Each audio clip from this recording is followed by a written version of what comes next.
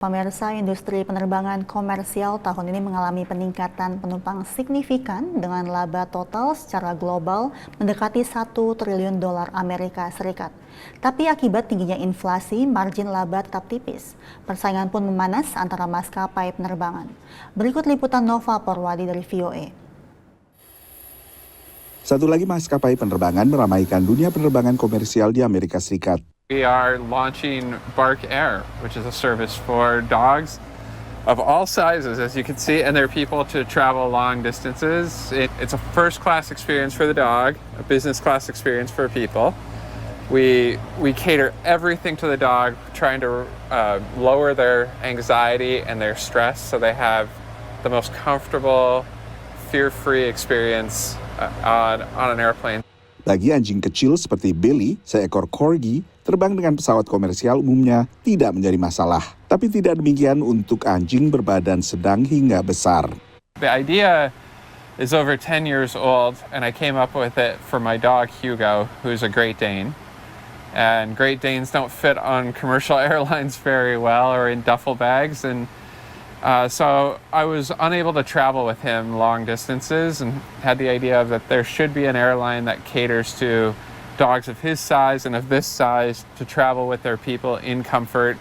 Untuk saat ini, Bark Air hanya terbang antara New York dengan Los Angeles dengan harga tiket $6.000 satu arah. Sementara penerbangan ke London, Inggris harganya $8.000. They're part of our family, and so I hope that we can create an experience that reaches every family that wants to travel with their entire family like they do with their children. And that means serving as many routes as we can, making the costs more affordable, more attainable for every family or most families.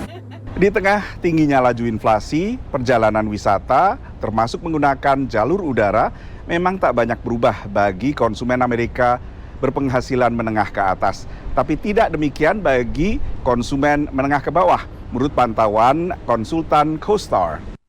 Data CoStar menunjukkan penurunan signifikan permintaan untuk kamar hotel dari konsumen menengah ke bawah. Sementara Asosiasi Transportasi Udara Internasional, IATA, memperkirakan laba dari industri penerbangan secara global masih minim. I'm pleased that we've been able to update the outlook for the industry for 2024 and increase the forecast profitability to $30 billion. The important point, however, is that the margin remains wafer thin. We're still looking at a margin of just over 3%. So when people look at our industry, they're often focusing on the top line revenues of close to $1 trillion. But that margin performance is still well below where the industry needs to be. Meski demikian, kondisinya telah jauh membaik dibandingkan 2020 saat industri penerbangan global rugi sekitar $140 miliar. Dari Washington DC, Nova Purwadi dan tim VOA.